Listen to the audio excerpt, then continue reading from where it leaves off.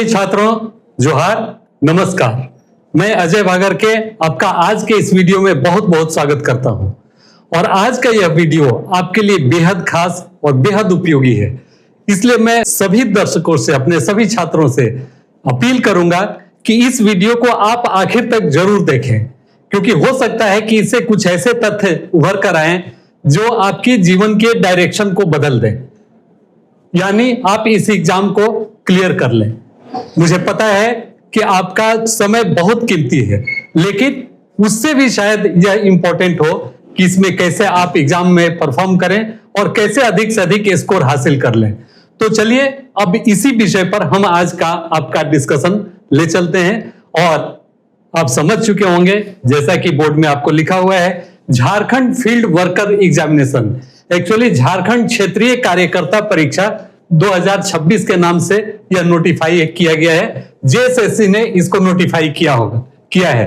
और जितने भी छात्र इसमें अपीयर हो रहे हैं, हुए हैं, वो समझ रहे होंगे कि यह एग्जामिनेशन कितना इंपॉर्टेंट है। हमारे वैसे छात्र जो इसके पहले उत्पाद सिपाही परीक्षा दिए होंगे, वो भी इस एग्जाम में के लिए एलिजिबल हैं, और निश्चित रूप से वे सभी छात्र भी इसमें अपीयर हो रहे होंगे। तो उनके लिए एक तरह से ये सेकंड चांस है और उनको इस एग्जाम को क्रैक करने का एक बेहतर मौका है।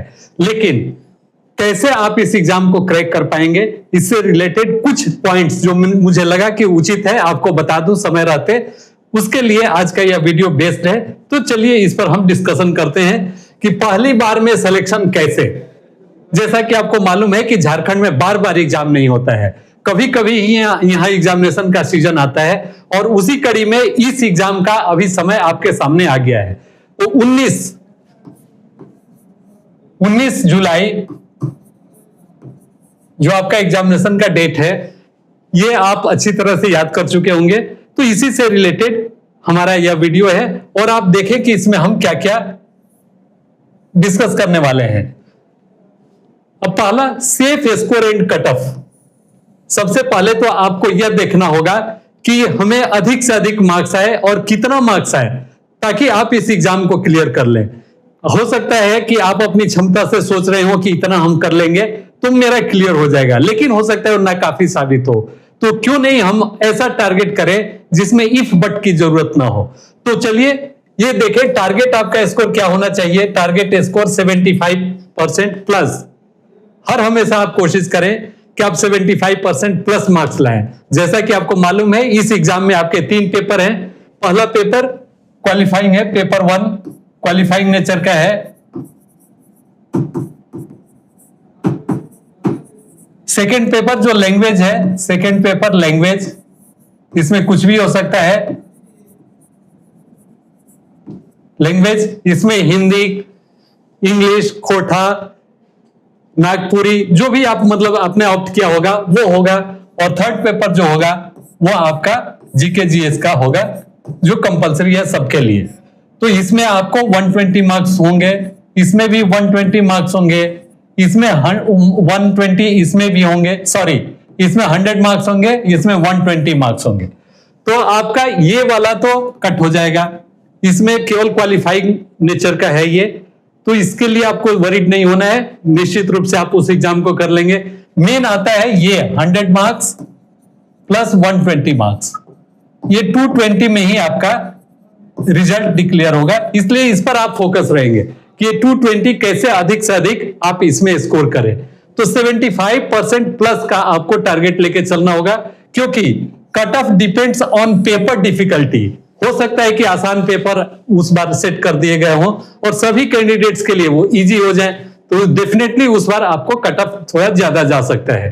और वही नहीं, every wrong answer cost marks, तो गलत आंसर के लिए भी आपसे मार्क्स काट लिए जाएंगे। तो इसको भी आपको ध्यान में रखना है कि कम से कम आप गलत आंसर अटेम्प्ट करें।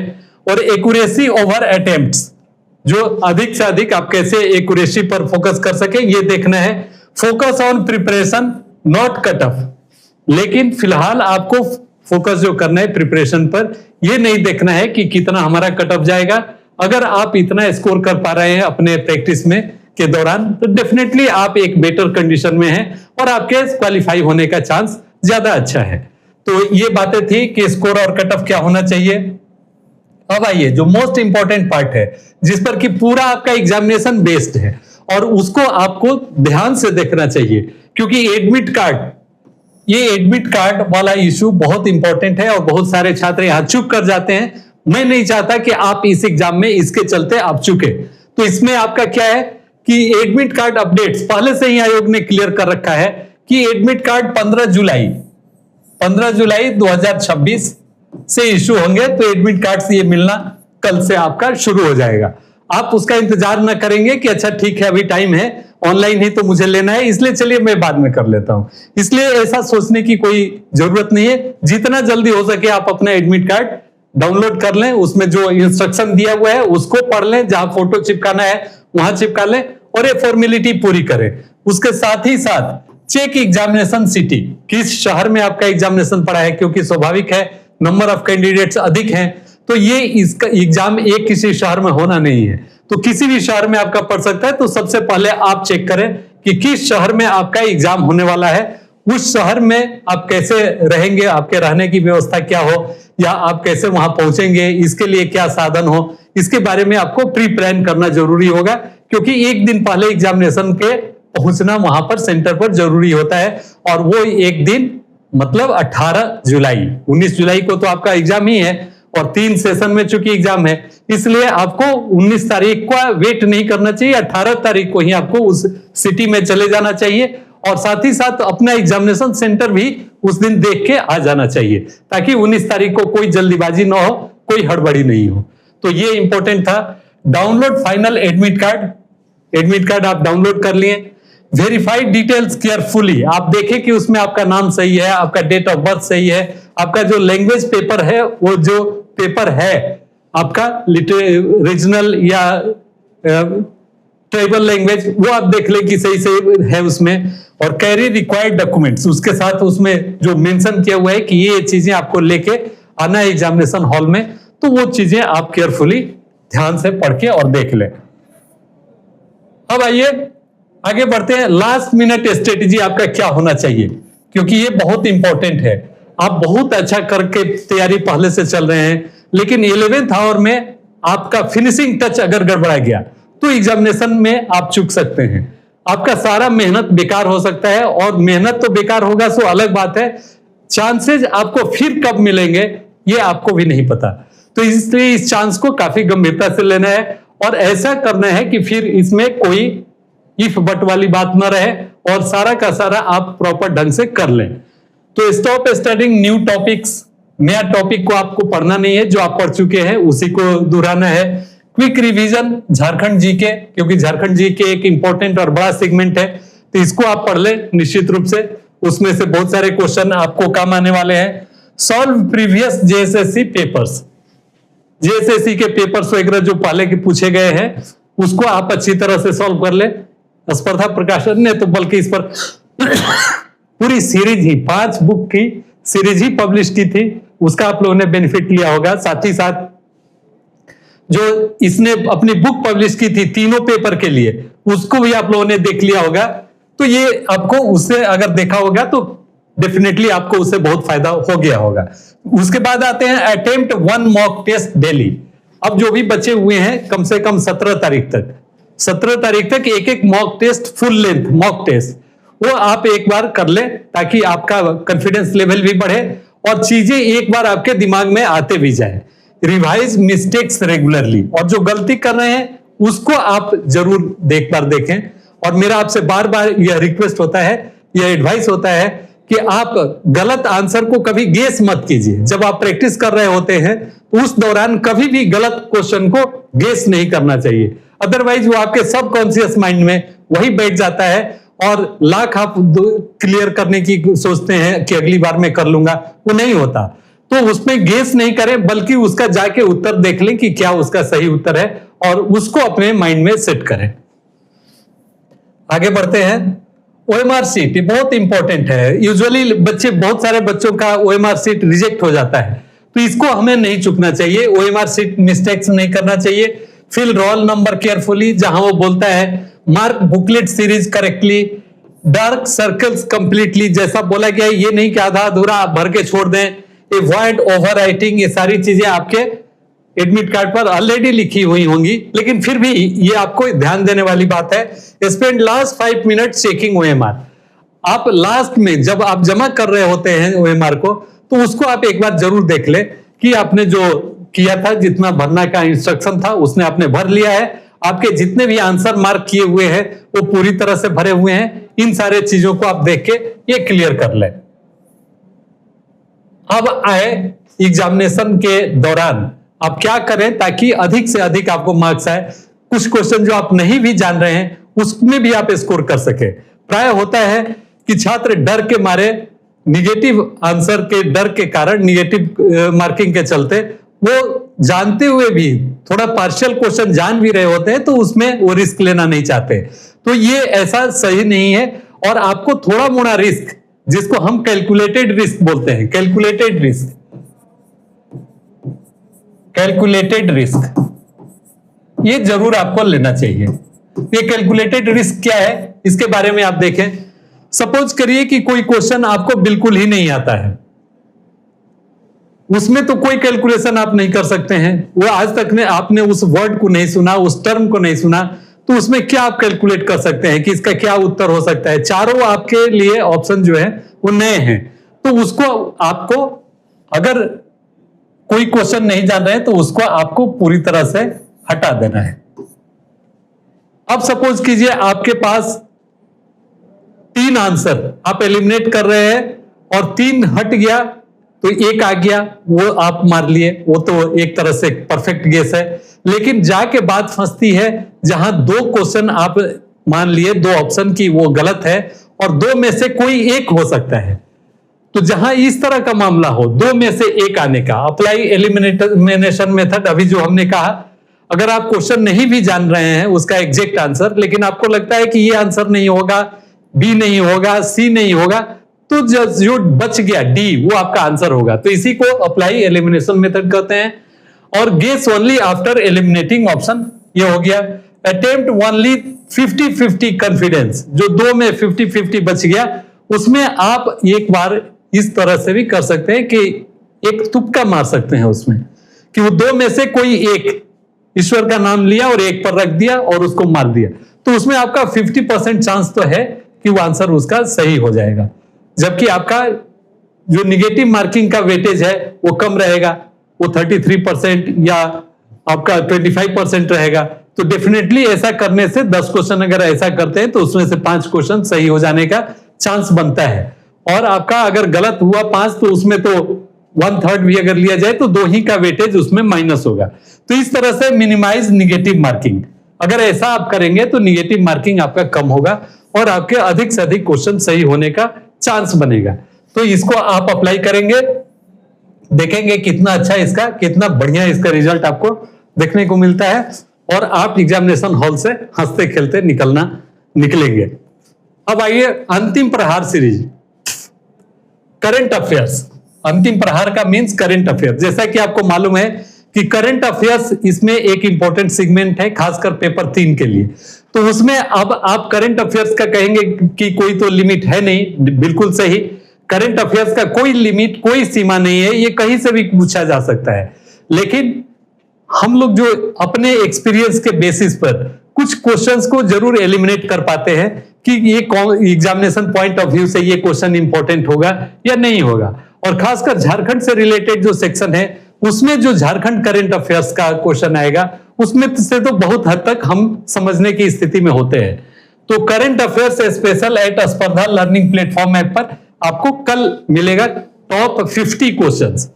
टॉप मतलब हॉट 50 क्वेश्चन जो हो सकता है, हॉट 50 करंट अफेयर्स क्वेश्चंस, ये आपको जो लास्ट 6 मंथ्स या 1 ईयर के बीच का हो सकता है, तो अभी से लेके 6 मंथ पीछे या 1 ईयर तक का ये क्वेश्चन आपको हम प्रोवाइड कराएंगे डिस्कशन के साथ। 50 क्वेश्चन वो आप देख के चले जाएंगे, उसमें से चांसेस है कि कुछ क्वेश्चन आपको इसमें करंट अफेयर्स में लग जाए। 1 short revision of current affairs, इस पर एक बार में आपको देख लेना चाहिए। Most important exam oriented topics उसमें हम कवर करेंगे। High scoring last minute revision हम कोशिश करेंगे कि आपको करा दें। Join the live session and revise smartly. तो ये अगर आप करते हैं तो हम अंतिम प्रयास के रूप में आपको यहां से स्पर्धा लर्निंग प्लेटफॉर्म ऐप से आपको बहुत कुछ इसमें हासिल हो सकता है। तो एक आप जरूर, मुझे पता है आपका टाइम कीमती है, बट एक बार उस वीडियो को आप जरूर देखने की कोशिश करेंगे, जिसमें हम कोशिश करेंगे कि करंट अफेयर से रिलेटेड कम से कम आर्टिकल जितने हैं, जितने इंपॉर्टेंट क्वेश्चन है 50 MCQ, वो हम आपके सामने में रखें। अब यहां आ जाइए, खाली ये पढ़ो, यहां से होगा सिलेक्शन। तो क्या पढ़ना है आपको? झारखंड स्कीम्स के बारे में आप पढ़ लीजिए। बिकॉज मैं तो झारखंड का स्पेशलिस्ट हूं, तो इसलिए इस पर आपको बता ही सकता हूं कि कहां कहां से क्वेश्चन पूछे जाएंगे। तो झारखंड स्कीम्स, इससे रिलेटेड आपको क्वेश्चन पूछेंगे। करंट अफेयर्स ये तो रहना ही रहना है, लेकिन इसमें बहुत अधिक टाइम आपको वेस्ट करने की जरूरत नहीं है। फिर रीजनल लैंग्वेजेस, आपका जो पेपर 2, इसमें भी आपने देखा कि 100 क्वेश्चंस हैं, तो ऑब्वियसली इस पर अधिक वेटेज है। ये अगर आपका कंट्रोल में है तो आप उम्मीद कर सकते हैं कि इसमें भी आप एवरेज मार्क्स ला लेंगे और तब आप इस एग्जामिनेशन को गो थ्रू कर जाएंगे। तो बेसिक साइंस भी आपको देख लेना है, साइंस से भी इसमें क्वेश्चन पूछे जाएंगे। Focus on most asked areas, अभी तक आपने देखा होगा स्पर्धा की बुक्स वगैरह में हम लोगों ने जो मेंशन किया है कि जो ज्यादा क्वेश्चंस झारखंड में पूछे जाते रहे हैं JSSC द्वारा, उनका एक कलेक्शन हम लोगों ने रखा है। और डेफिनेटली उस क्वेश्चन से आपको बहुत अधिक फायदा होते रहा है और अभी भी होगा, क्योंकि हम वही क्वेश्चन उसमें रखते हैं जिस एरिया से अधिक क्वेश्चन पूछे जाते हैं, जैसे खेल खिलाड़ी हुए, बुक्स ऑथर हुए, या और भी वैसे एरियाज जहां की झारखंड में क्वेश्चन पूछे जाते हैं, कैपिटल करेंसी, ये सब भी। तो ये हुआ। अब छात्र प्राय कंफ्यूज हो जाते हैं, कम सीट देके वो घबरा जाते हैं, लेकिन जैसा कि आपको मालूम है इस एग्जाम में भी अगर पोस्ट की बात की जाए तो कम नहीं है, 510 सीट इसमें है। ये इतने पोस्ट के लिए एग्जाम हो रहा है, 510 पोस्ट के लिए, तो ये कुछ कम सीट नहीं होता है। और वो तो हटा दीजिए, मैं ये सबों से मेरा ये क्वेश्चन होता है, जब भी छात्र मुझसे ये क्वेश्चन करते हैं, पूछते हैं कि सर इसमें तो बहुत कम सीट है, मैं अप्लाई करूं कि नहीं करूं, मैं आपसे या उनसे यही प्रश्न करता हूं कि आप ये बताओ कि आपके लिए कितना सीट चाहिए। किसी भी एग्जाम में आपको अपने लिए कितना सीट चाहिए? तो डेफिनेटली आपके लिए तो केवल 1 सीट चाहिए, 1 सीट 1 गोल, यही आपका टारगेट है। किसी का हो या ना हो, मेरा तो हो जाना है, ये कॉन्फिडेंस आपको चाहिए इस एग्जाम को या किसी भी एग्जाम को क्रैक करने के लिए। तो उसके लिए क्या करना होगा? Stay focused, utilise final days, अंतिम दिन के आपको बढ़िया से इंतजार करना है, उसको यूटिलाइज करना है।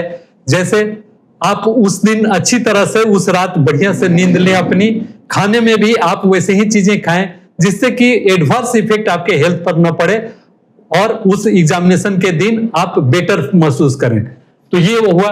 फिर प्रैक्टिस विथ कॉन्फिडेंस, आपको कॉन्फिडेंस होना चाहिए कि जितना भी पढ़ा है मैंने वो काफी है, पर्याप्त है, और आपके माइंड में है, आपके सबकॉन्शियस माइंड में तो वो आखिर बैठा ही हुआ है, जब भी जरूरत पड़ेगा उस जरूरत के हिसाब से निकल जाएगा। तो प्रैक्टिस विथ कॉन्फिडेंस। और last but not the least, give your best on 19 जुलाई। ये आपका टारगेट है, आपके उत्सव मनाने का दिन है, आपके घबराने और डरने का दिन नहीं है। आप उत्सव मनाइए कि उस दिन हमारा त्योहार है और उस त्योहार में हमें अच्छी तरह से पार्टिसिपेट करना है और इसको विन करके आना है। फ्रेंड्स, ये चीजें बहुत ही इंपॉर्टेंट है जो आपके एग्जामिनेशन में काम आएगी, और अगर इन सारे चीजों पर आप अमल करते हो तो डेफिनेटली 2-4 प्रश्न तो आपके एक्स्ट्रा आ ही गए जाएंगे, जितना कि हमने इसमें डिस्कस किया है। तो मैं अपने सभी दर्शकों को से, खासकर जो इस एग्जाम में अपीयर होने जा रहे हैं, उम्मीद करूंगा कि वो इस एग्जाम को ग्लैडली हंसते खेलते जाएं और उसको फेस करें और हंसते खेलते वहां से निकलें और रिजल्ट के बाद भी वे हंसते खेलते नजर आए। तो आपको आने वाले एग्जाम के लिए बहुत बहुत शुभकामनाएं, और मैं उम्मीद करता हूं कि आप इस एग्जाम में बहुत अच्छा करके आएंगे। आप निराश न हो, बहुत अच्छा अपॉर्चुनिटी है, इसको जरूर अवेल करें। तो आज के लिए बस इतना ही। आप सबों को बहुत बहुत धन्यवाद। नमस्कार, जोहार।